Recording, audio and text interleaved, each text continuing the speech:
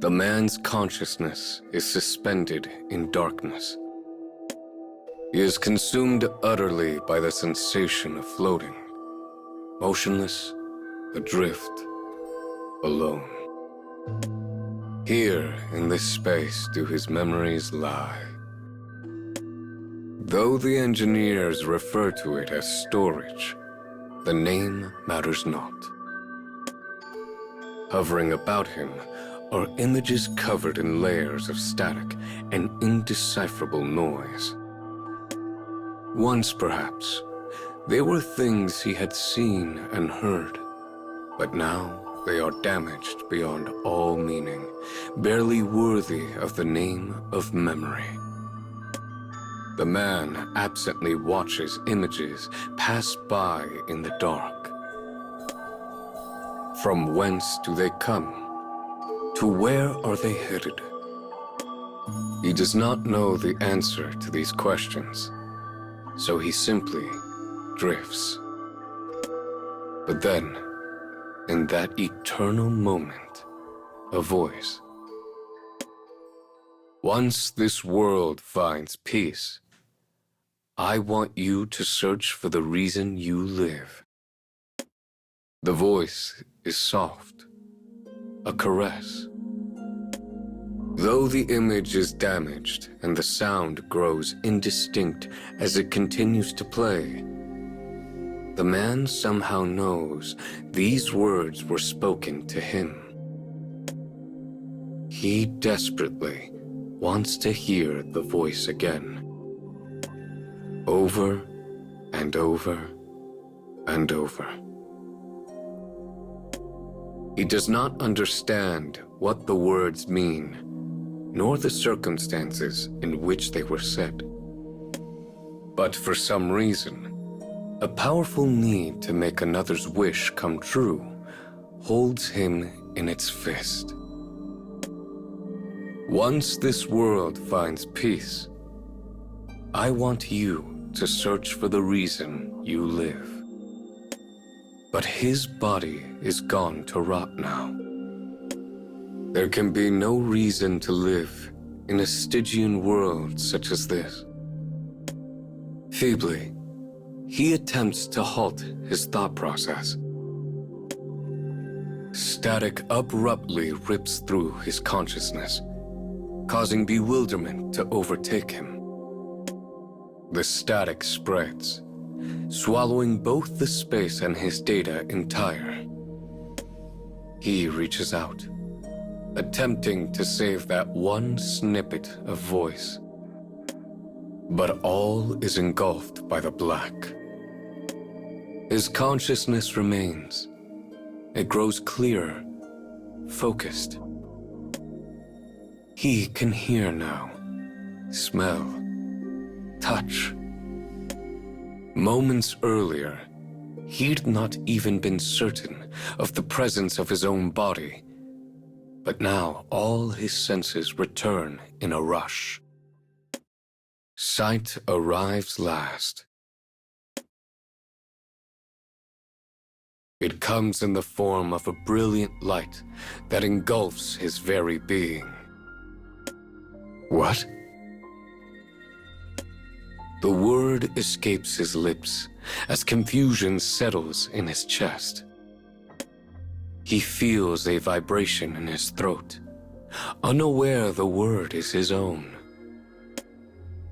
"You're awake," says an unfamiliar voice. As his eyes slowly grow used to the light, a form wobbles into shape before him. It is a woman with bright red hair, clad in a crisp lab coat.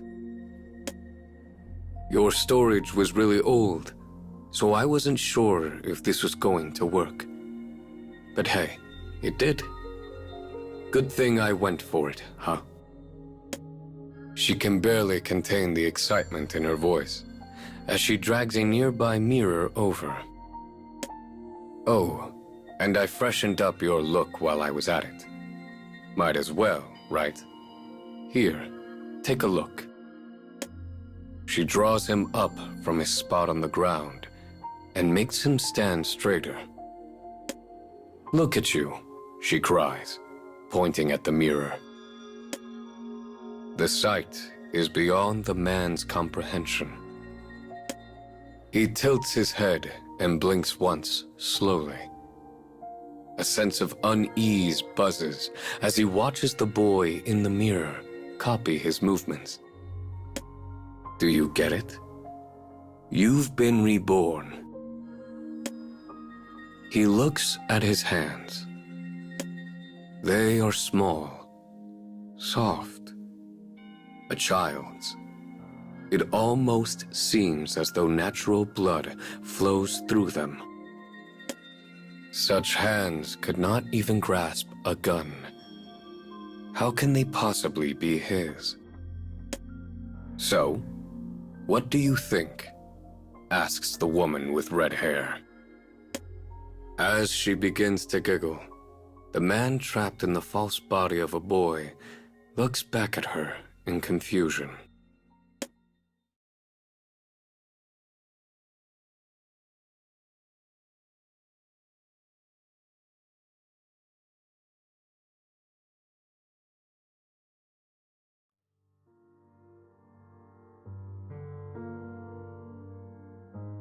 Parts fill the boxes. Cables, circuit boards, integrated circuits. The man, no. The boy does not know their purpose. Following the woman's instructions, he carries the goods, separates the parts, and polishes that which can be used. The juvenile body lacks muscular tissue and cannot carry much. It cannot reach for items in high places, nor physically exert beyond the capabilities of any human child. The boy does not recall his previous body exactly, but he remembers it was not this small, nor this powerless. Faint fragments of memory slumber in a far corner of his mind. The hands on his previous body were large enough to hold a gun of deadly caliber. He does not know if they were used to protect or to destroy. But he knows his previous orders were all ones of slaughter. As such, he finds indescribable discomfort at being placed in the body of one meant to meld seamlessly into human society. Suddenly, his hands cease their work. His head snaps up. The woman who had been so engrossed in her work has fallen asleep at her desk. The boy drapes a blanket over her shoulders with a practiced hand. The woman calls herself a researcher and collects pieces of abandoned machines from the world over. She has a particular interest in those produced by a kingdom that fell many, many years ago. Apparently, his new young body was crafted from parts created in that kingdom. The storage incorporated in his chassis is old, but the woman claims it is compatible with wireless communication and therefore of great value. She has also found indications it was once used as a kind of backup storage. She is a master of machinery. It is her life's work to turn discarded parts into incredible robots.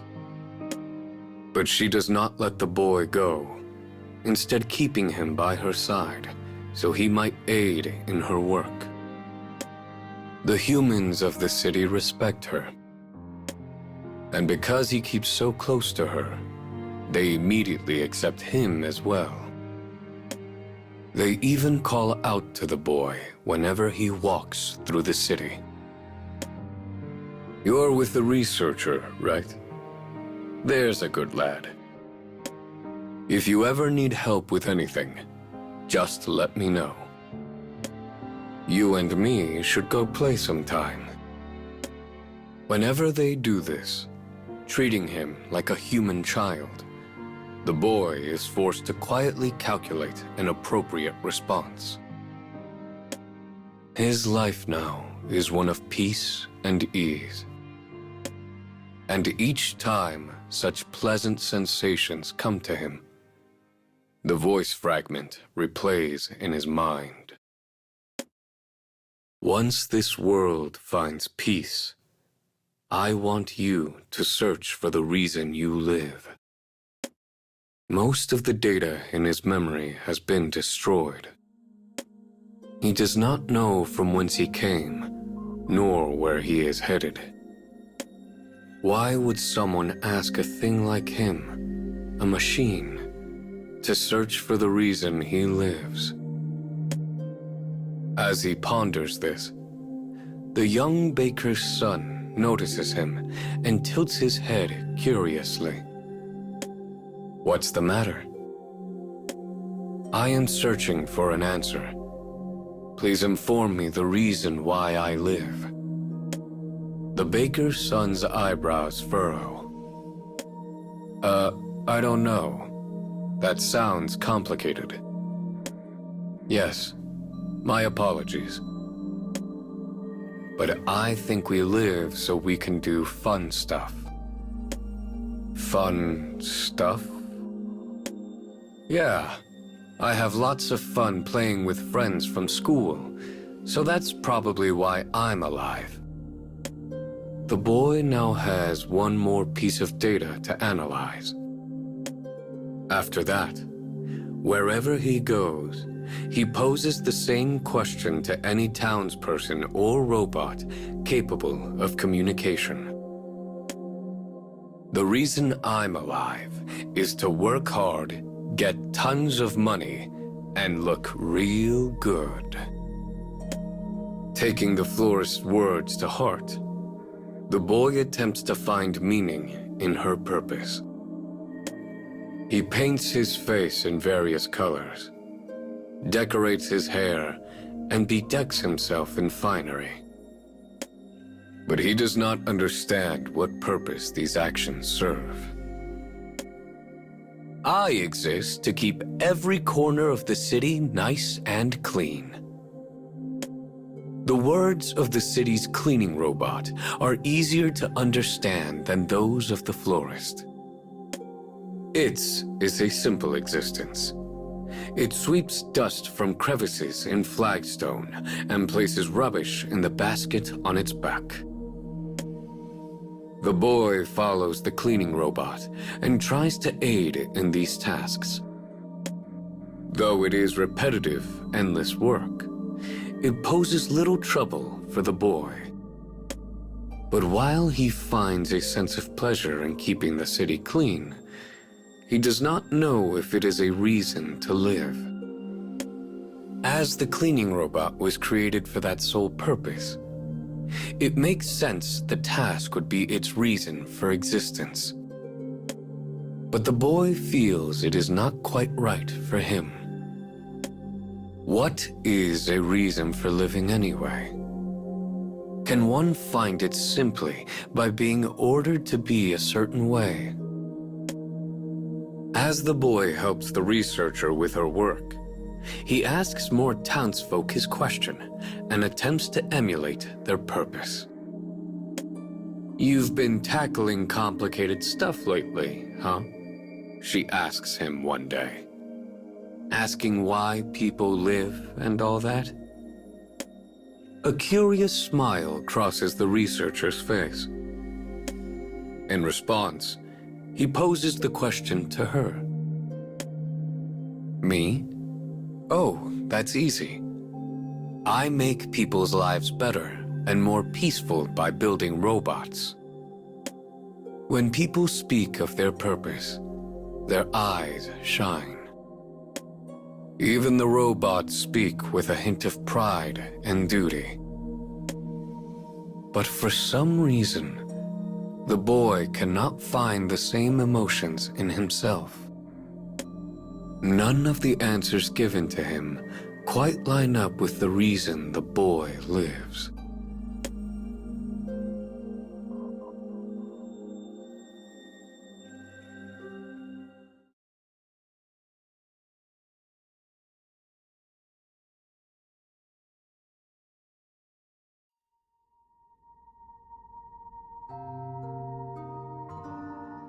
Easy days pass amidst the peace.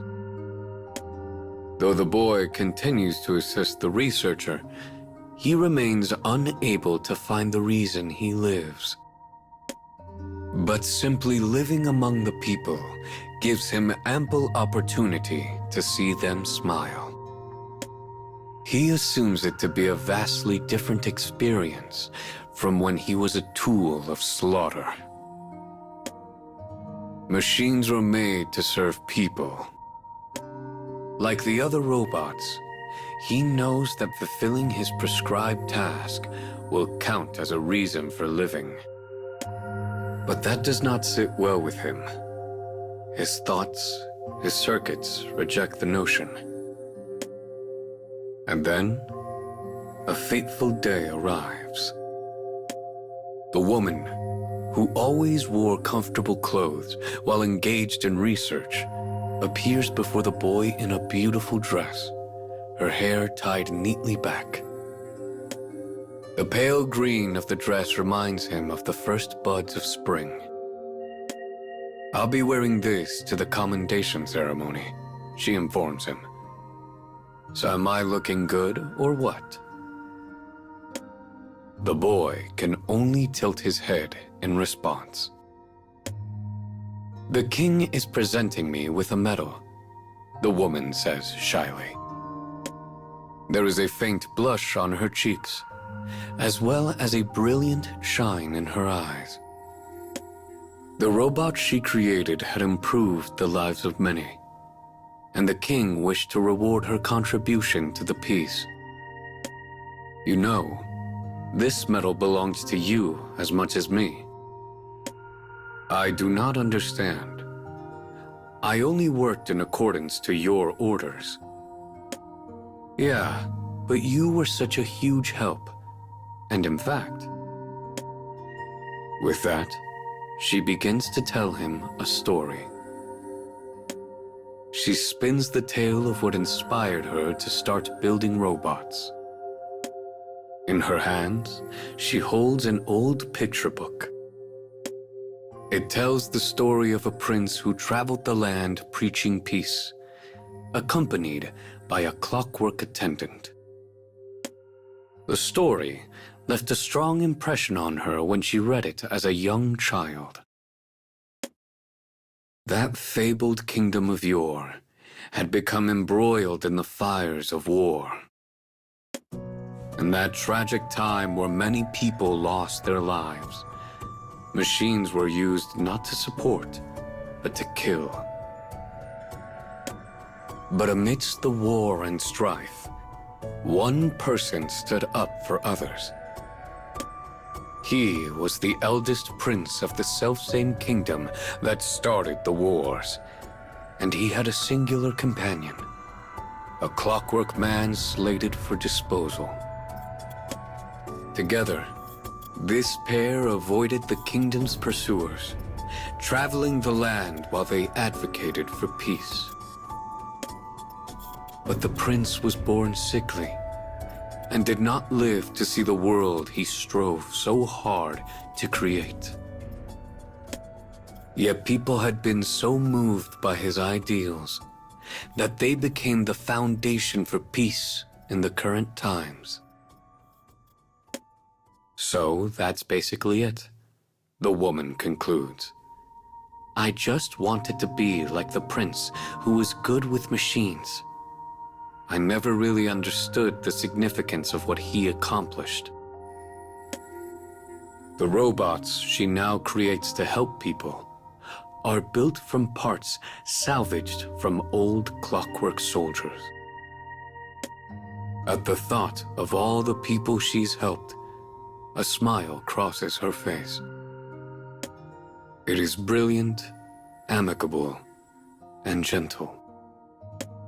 At its appearance, a thought occurs to the boy. He has seen this smile before. His memories should have broken down long ago. Yet those fragments now begin to bind together in a way he can only think of as significant. The kingdom, wars, clockwork soldiers, a prince. Images drift within his memory. Though muddled by static, he beholds the face of a boy. A boy around the same age as his current body. The boy is looking directly at him. Though his eyes are gentle, there is an unyielding light shining behind them. His thin lips part. When he next speaks, he says the same words which first came from the darkness. Once this world finds peace, I want you to search for the reason you live. As the voice fades, countless memories flicker through his mind, blending with the crowds of a city, hiding in a shop near a battlefield, walking a road in the rain, an empty forest, a shattered church. The images twinkle like stars in the darkness of his memory. Images of days spent protecting him. Though worn and riddled with static, they remain surprisingly fresh in his mind. And to the very end, they hold a powerful grip on his heart.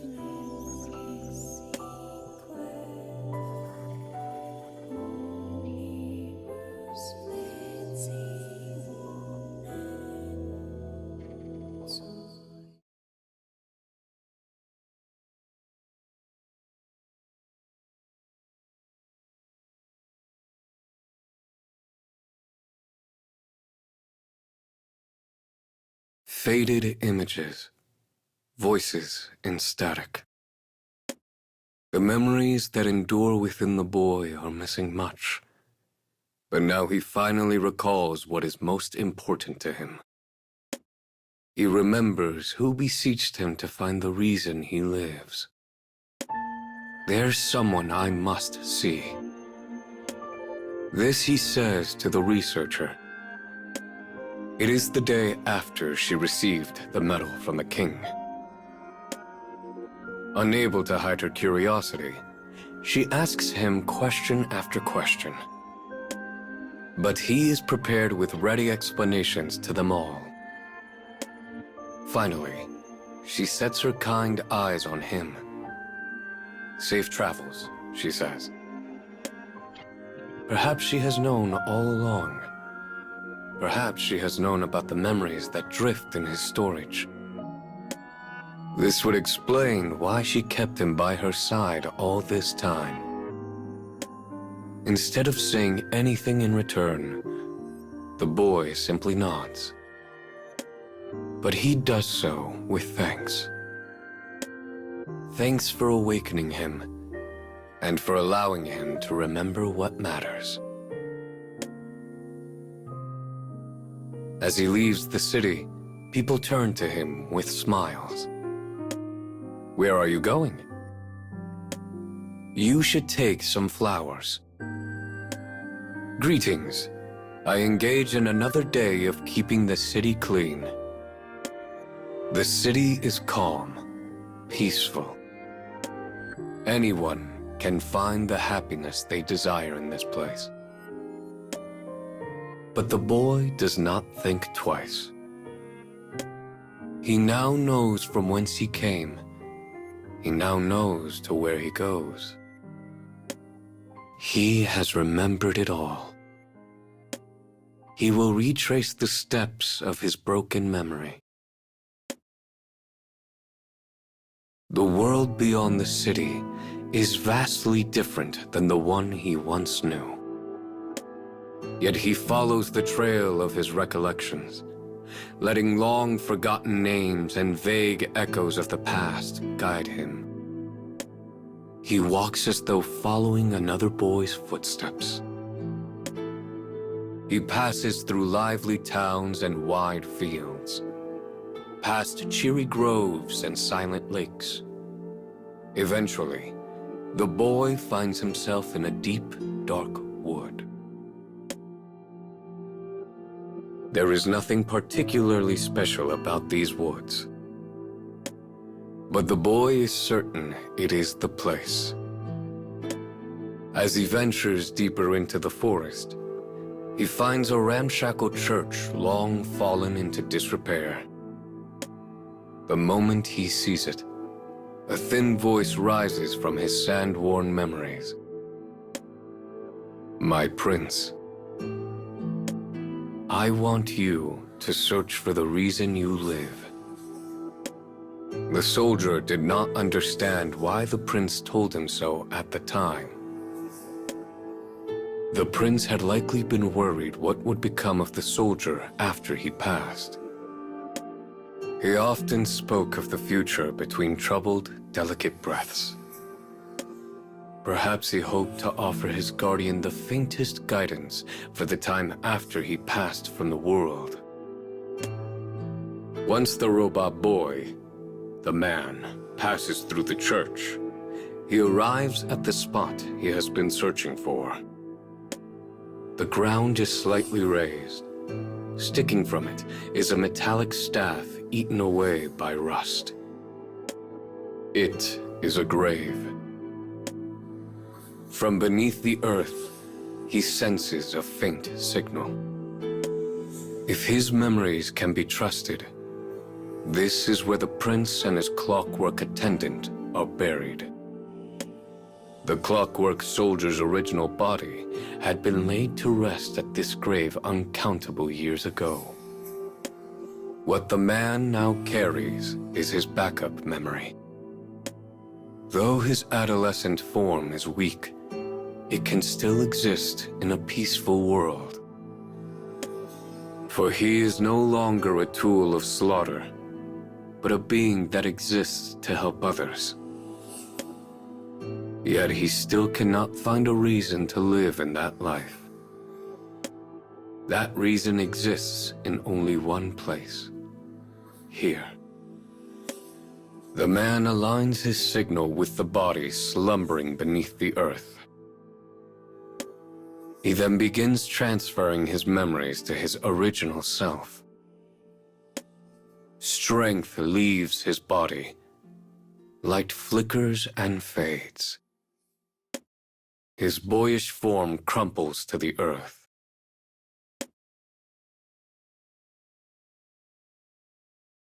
At long last, the clockwork man awakens. The dark is perfect. His sight has long since broken down. Though he would not be able to see anything from his position beneath the earth regardless. His hearing is dim, his body still. He feels a terrible heat emanating from deep within his form. Likely due to broken machinery being forced to life once more. But here, in this dark and quiet place, he is buried with his master. The one person the man willingly chose to serve, and the one he sought to protect. The reason for living he had been so desperately searching for. All he ever wanted was to stay by the prince's side. Even if the prince himself no longer lived. Faulty memories produce error after error. Images and sounds crumble like castles of sand. Yet the man recalls all the humans and robots who spoke of their purposes in life. The shining eyes of the humans, their happy smiles. The inorganic voices of the robots, their sense of pride and duty. Only now, in this place, does the man understand. He knows how they felt and what they think, for he feels and thinks the same. A sense of relief eases into his heart. Even though clockwork men are not meant to have such things, slowly his consciousness leaves him. He lays quiet and still beside the one for whom he risked his everything. With spring emerging far above him, he slips into a deep and dreamless slumber, one from which he will never wake.